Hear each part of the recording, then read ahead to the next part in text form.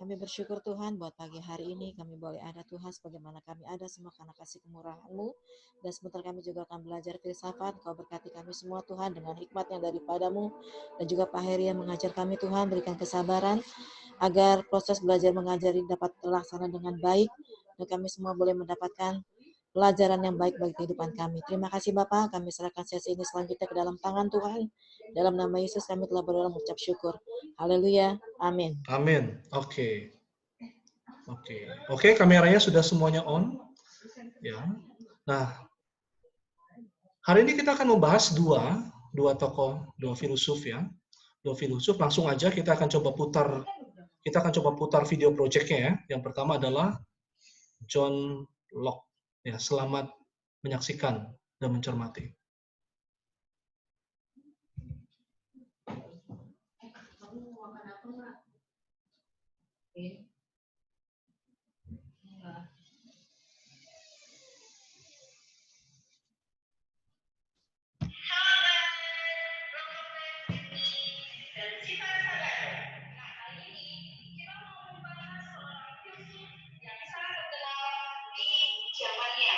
Dia memiliki pemikiran tentang tabulasi.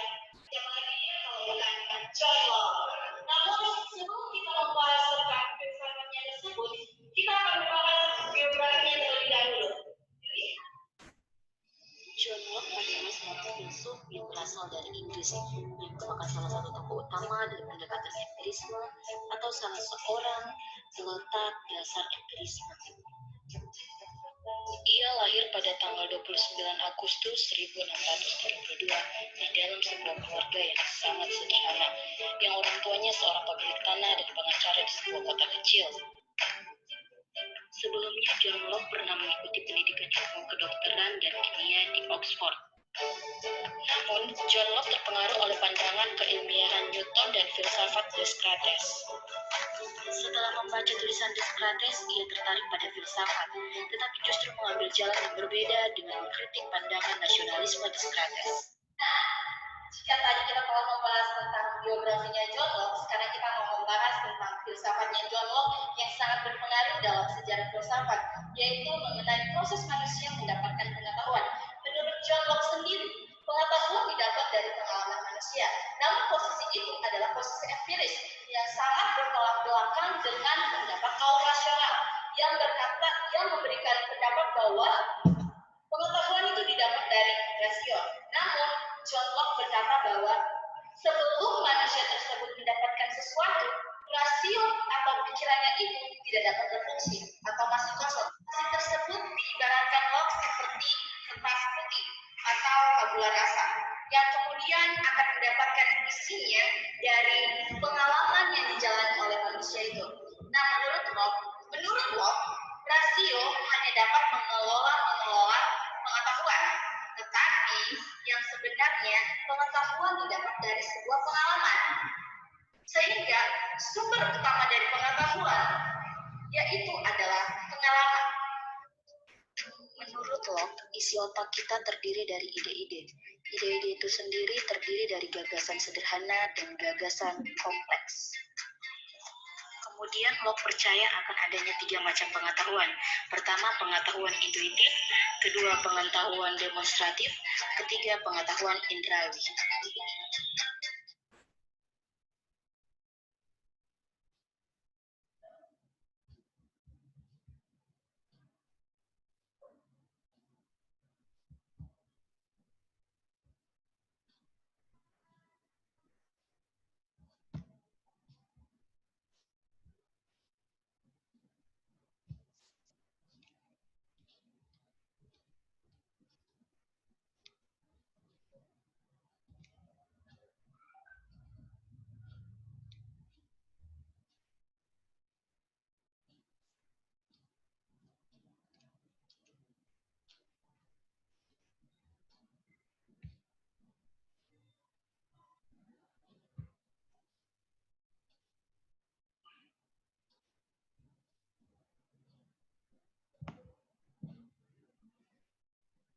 Locke berpendapat bahwa hanya pengetahuan intuitif yang bersifat pasti. Oke guys, setelah kita simak bersama-sama tentang filsafat dari seorang filsuf yang sangat terkenal yaitu John apresiasi buat dia, bahwa saya sangat setuju dengan apa yang dia katakan. Filsafatnya itu yang mengenai pengetahuan berasal dari pengalaman manusia. Karena menurut saya, pengalaman adalah guru terbaik. Karena dari pengalaman tersebut, kita akan mendapatkan ide-ide atau gagasan-gagasan yang baru yang akan menimbulkan pengetahuan-pengetahuan yang lebih baik lagi. Tapi sayang sekali, saya tidak setuju dengan pendapat John Locke yang mengatakan bahwa hanya pengetahuan intuitif yang pasti. Karena menurut saya, pengetahuan demonstratif yang lebih pasti. Karena hanya pengetahuan yang diperoleh dari Allah yang pasti. Karena kalau misalnya kita mendapatkan itu dari pengetahuan intuitif, kalau hanya berpusat pada pengetahuan intuitif, itu salah menurut saya. Karena pengetahuan intuitif merupakan pengetahuan yang didapat dari diri sendiri dan belum tentu pengetahuan tersebut benar karena semua manusia atau diri seseorang tersebut bisa salah. Terima kasih. Oke. Ya, kita udah menyaksikan. Suara saya terdengar semua di sana? Oke. John Locke, saya akan coba berikan tambahannya. John Locke. Siapa John Locke itu?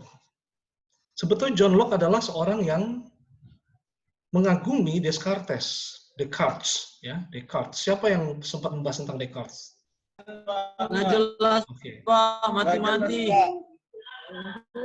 Jelas, jelas Pak. Oke. Jadi Descartes ini ya. Jelas ya. Oke.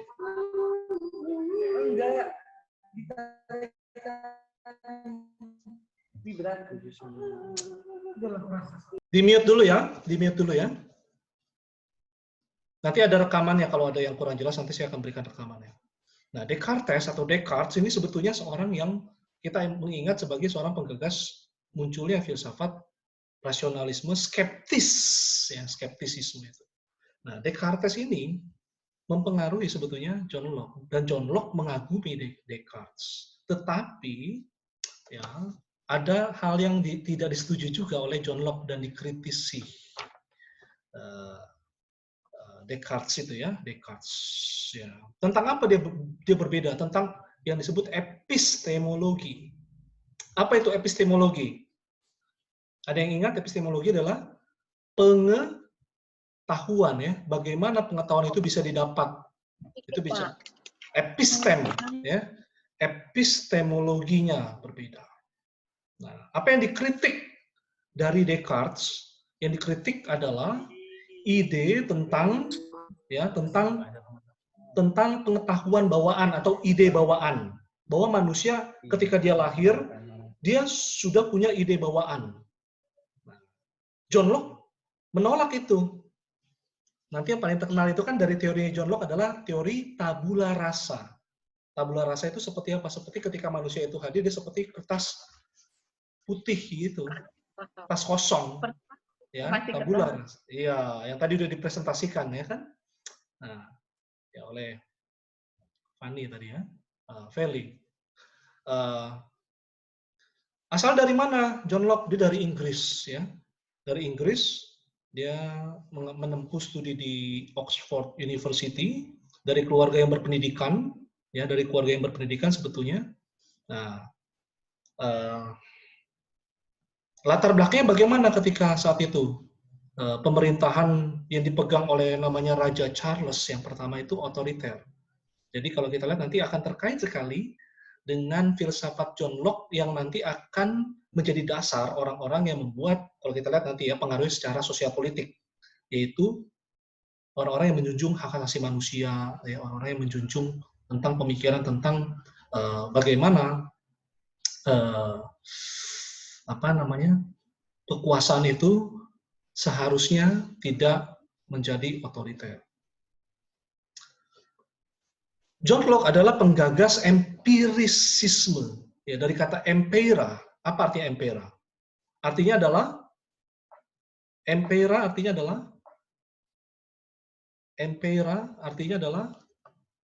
empirical ya, yaitu bicara tentang indera ya, penginderaan, empirisme, ya, empirisme. Ya, saya mau sedikit koreksi tadi dalam video project itu dalam menit 1.07 sampai 1.0 sekitar 10 gitu ya. Tolong di mute dong. Tolong di mute dong, Robi. Tolong di mute, Robi. Ya, makasih. Saya kembali ya. Jadi saya coba koreksi tadi di video itu, kalau kalian perhatikan, bukan nasionalisme yang dikritik, tetapi rasionalisme. Ya. R, rasionalisme dari Descartes. Itu yang dikritik oleh John Locke. Ya. Apa bagian dari mananya yang dikritik, yaitu tentang ide bawaan. Yang kata Descartes itu, ketika manusia lahir, dia sebetulnya sudah punya ide bawaan. Nah, itulah yang kemudian dikritik. Ya.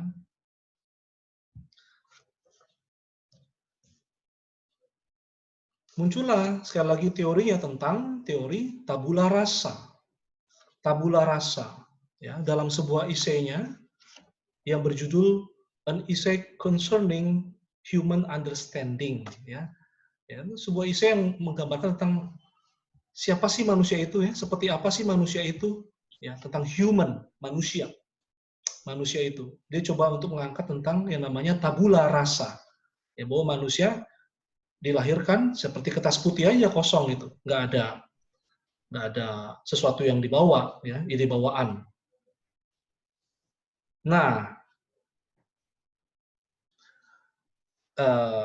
esai itu, ya, esai yang dibuat, ya, tentang tabula rasa itu, dia mengatakan begini, bahwa tidak ada pengetahuan yang mendahului pengalaman manusia. Tidak ada pengetahuan yang mendahului pengalaman manusia. Artinya apa? Artinya segala sesuatu yang didapatkan manusia itu tidak pernah diperoleh dari genetika bawaan orang tuanya. Tetapi didapat dari mana pengetahuan itu? Didapat dari persepsi pengalaman inderanya. Contohnya gini, anak petani. Ya, kata-kata Locke ini contohnya. Kita misalnya dicontoh anak petani itu enggak serta-merta, belum tentu dia tahu pengetahuan tentang bertani dari orang tuanya, sama dengan orang tuanya pengetahuannya enggak begitu, kata John Locke. Ya, pengetahuannya tidak sama dengan orang tuanya. Karena pengetahuan tersebut tidak diwariskan, seperti kayak ide bawaan itu kan, kata pendahulu sebelum John Locke, misalnya Descartes, itu diwariskan.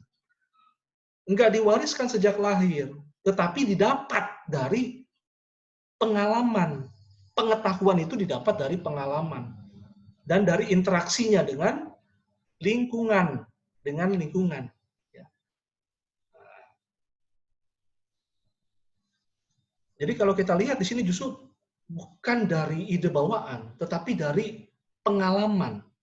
Dia bilang gini, bahwa alam membuat pengetahuan itu terisi. Alam membuat pengetahuan itu terisi. Dari alam itu, ya, diangkutlah oleh indera. Dari alam itu kan bicara tentang apa yang dialami. Ya, yang ada di alam itu apa yang diindera. Itulah, kata John Locke, yang menjadi sumber pengetahuan. Jadi apa yang ditangkap dari luar dicapai melalui indera. Ya, itulah yang disebut oleh dia disebut sebagai sensasi, ya, sensasi melalui indera itu. Dan dari sensasi itulah kemudian disampaikan kepada otak, kepada rasio, kata dia.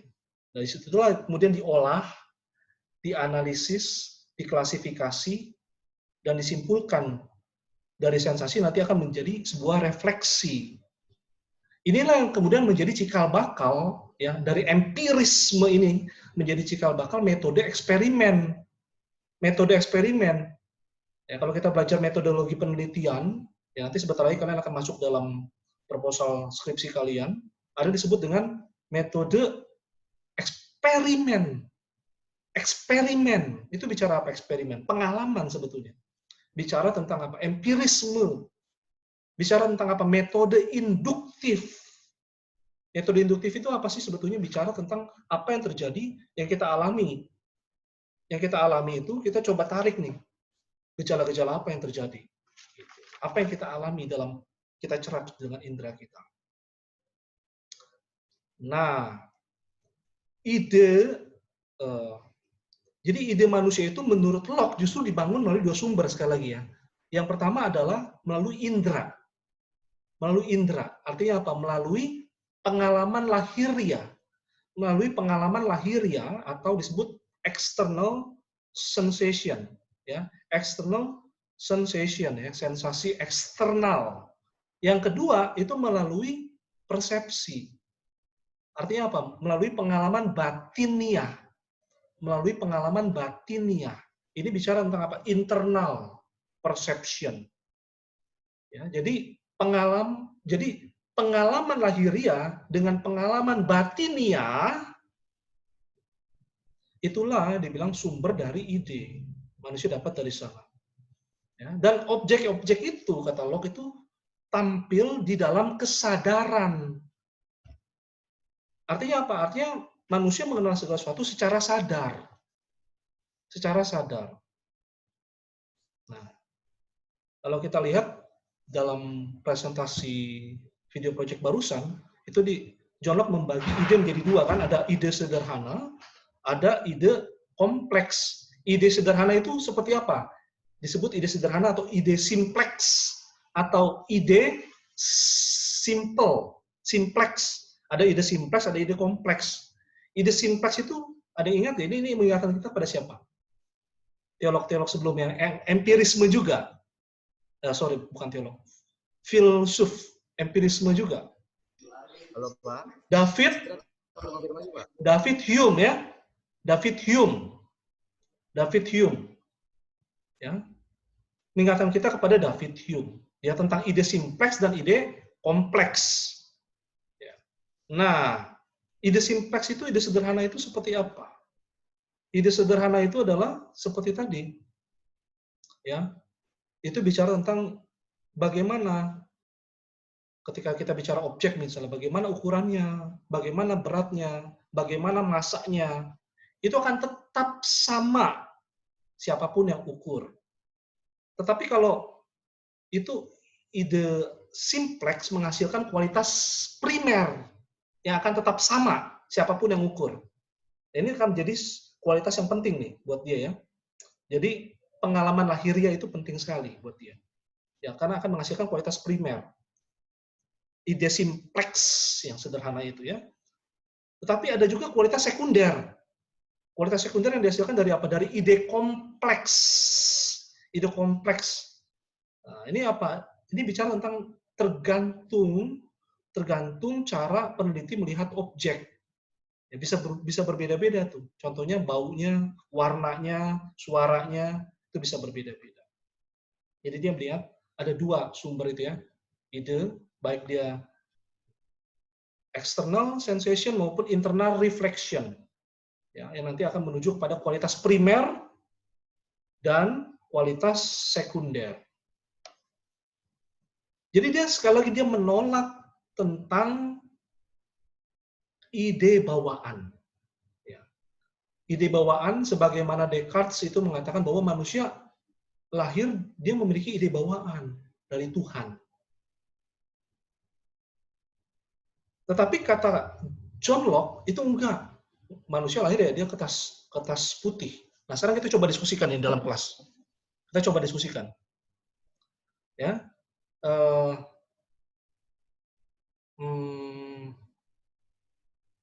Gimana? Kalian setuju gak?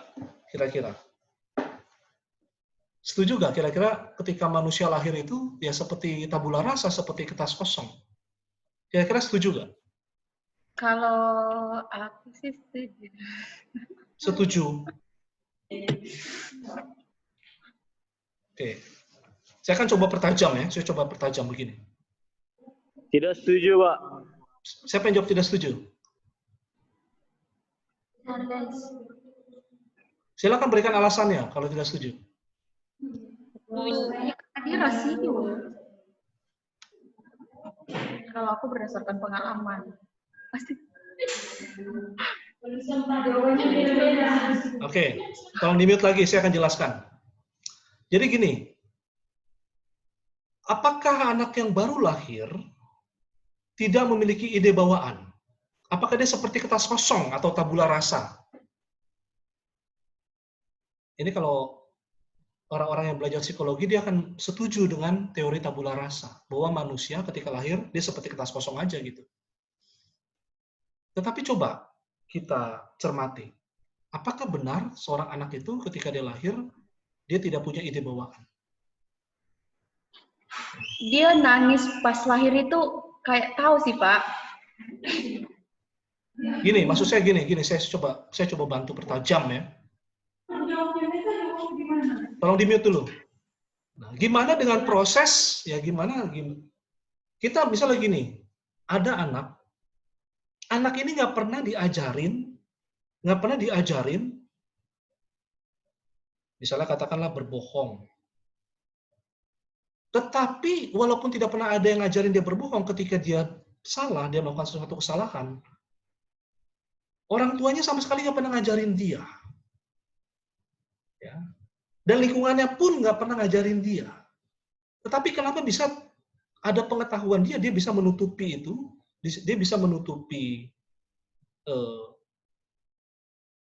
katakanlah pelanggarannya dengan berbohong itu. Dari mana pengetahuannya bisa seperti itu kecenderungannya? Nah ini jadi sebuah masalah. Ya kan? Kok bisa kreatif gitu ya pemikiran anak, kan nggak ada yang ngajarin dia untuk kayak begitu. Dari mana itu? Kreativitas pengetahuan dari mana? Nggak pernah diajarin berbohong, kok bisa berbohong? Nah, Descartes ketika dia mengatakan tentang ide bawaan, itu dia mengaitkan sebetulnya tentang manusia yang jatuh dalam dosa. Jadi seperti ada satu potensi manusia itu sebetulnya. Ya. Kecenderungan manusia untuk melakukan dosa sebagaimana Adam. Gitu. Inilah yang sebetulnya tidak bisa dijawab juga oleh para psikolog. Kalaupun dia mengatakan, ya mungkin dia menonton sendiri dengan sendiri. Bahkan orang-orang tertentu yang memastikan di dalam keluarga masih kecil, dia belum pernah dibesarkan dalam keluarga, ya, dalam keluarga yang memang menghargai nilai-nilai kejujuran. Anak itu bisa entah dari mana kecenderungannya. Ketika kepepet, dia akan mencoba untuk membuat bohong. Nah, dari mana itu? Itu tidak bisa terjawab. Itu nggak bisa terjawab. Ini sebuah masalah sebetulnya yang bisa dikritisi dari John Locke yang mengatakan tentang teori tabula rasa. Silakan pendapat kalian. Gimana? Silakan.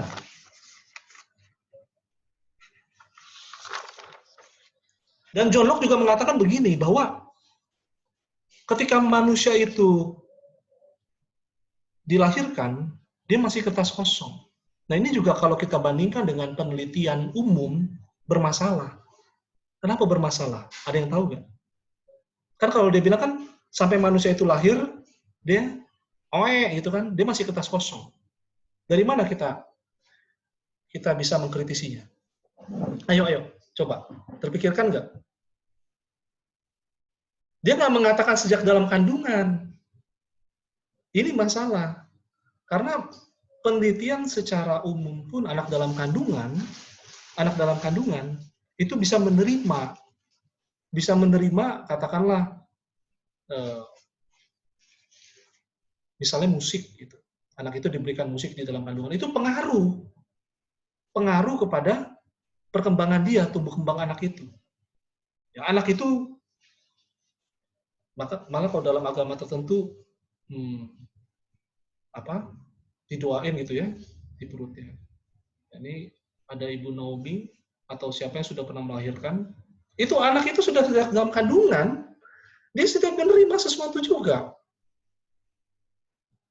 Dia bisa merespon juga. Dan kita percaya di situ juga dia memproses. Ada proses pembelajaran di dalam kandungan itu.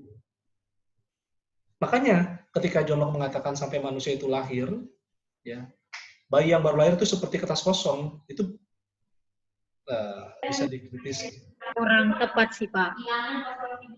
Kenapa? Nah, berarti kalau gitu kita bisa ambil kesimpulan yang dikatakan John Locke kurang tepat, Pak. Setiap filsuf punya inilah, pasti punya plus dan minus. Nanti kita akan belajar Hegel nih lebih dalam. Termasuk yang kamu katakan tadi, ya. Kita akan bisa lihat apresiasi dia dan kita juga bisa kritik dia dari situ. Tapi bisa kita apresiasi dari John Locke ini banyak sebetulnya yang bisa kita apresiasi. Nah, John Locke ini karena dia adalah seorang empirisme, maka dia akan menekankan tentang pentingnya indera. Dan dia bilang begini, dia bilang begini. Manusia itu selalu digerakkan untuk mencari atau memperoleh kebahagiaan, kesenangan. Ya. Karena dia kan seorang empirisme. Ya. Itu sebab dalam filsafat sosial dan politik, ya, kita mengenal John Locke ini sebagai penggagas pejuang HAM, hak asasi manusia. Dia sangat menjunjung hak asasi manusia. Itu John Locke. Ya. Kenapa begitu? Karena buat dia ini loh yang empirisme yang di indera itu tuh penting. Maka perlu mencari kesenangan, kebahagiaan. Dan kita harus menjunjung hak asasi manusia. Dia juga lah yang terkenal dengan gagasan-gagasan tentang demokrasi. Ya. Lalu kemudian memperhatikan persoalan-persoalan moral di masyarakat. John Locke. Lalu dia juga bicara tentang apa? Supaya masyarakat tidak mengalami penindasan, katakanlah gitu ya, otoriter dari penguasa, dialah yang mencetus juga tentang apa? Bahwa pemerintahan tidak boleh tak terbatas. Artinya apa? Pemerintahan harus dibatasi kekuasaannya. Tidak boleh mutlak, tidak boleh absolut. Nah, Locke ini nanti akan banyak mempengaruhi, termasuk mempengaruhi siapa? Montesquieu, yang terkenal dengan apa? Trias politikanya kan. Ada legislatif, ada eksekutif, presiden dengan para menteri, ada yudikatif. Itu adalah 3 lembaga yang terpisah. Pembagian kekuasaan supaya bisa check and balance. Supaya memperkecil kemungkinan terjadinya seperti tadi, kesewenang-wenangan oleh penguasa. Nah. Lalu tetapi di balik setiap itu semua ya, tadi saya bilang ada apresiasi dan ada kritik dari setiap filsuf. Sebetulnya ini sebuah diskusi yang panjang dan lebar. Sebetulnya ini dalam kesempatan berikutnya kita masih bisa membicarakan tentang John Locke. Kalau kalian mau nanti dalam WA atau japri atau di grup kita bisa terus membahas tentang John Locke ini. Ya, tetapi memang masalah yang terbesar dari John Locke adalah dia sulit untuk membantah tentang arti dan penting metafisik itu. Ya, tentang metafisik itu dia sulit untuk menjelaskan di sana. Maka muncullah seperti yang tadi Feli katakan itu tentang adanya pengetahuan intuitif dan demonstratif itu. Ya. Pengetahuan intuitif kan ada intuitif, demonstratif, ada indrawi. Tapi itu sebenarnya bukan bicara tentang tingkatan loh. Ya. Itu adalah bicara tentang dari keterbatasan ya, ketidaktahuan dia untuk menyimpulkan substansi yang metafisik itu, maka muncullah pengetahuan intuitif, demonstratif, dan indrawi. Nanti tolong diperdalam itu oleh Feli. Ya. Dia bilang bahwa tentang substansi kita tidak tahu apa-apa, kata Locke. Tentang substansi kita tidak tahu apa-apa. Tetapi Locke ini masih membuka kemungkinan kepada Tuhan. Sedangkan Hume ketika bicara tentang substansi metafisika, dia mengatakan no sama sekali. dan dia tidak percaya adanya Tuhan. Karena apa? Karena sama sekali nggak bisa diindra. Jadi kita lihat walaupun sama-sama empirisme antara Hume dengan ini, John Locke, tetapi mereka juga punya penekanan yang berbeda. Oke, silakan. Silakan berikan komentar dari John Locke ini. Silakan berikan komentar. Ya, sambil Feli Halo, mencatat. Pak. Ya, silakan. Ya, silakan. Halo, Pak. Oke, kita akan coba buka dalam ID yang baru ya. Halo. Charles, kita akan masuk lagi dalam ID yang baru ya. Ya. Nanti kamu silakan berikan komentar ya. Nanti tolong masuk lagi dalam ID yang baru ya. Kita stop dulu sampai di sini ya. Dalam ID yang baru. Halo. Oke, Pak.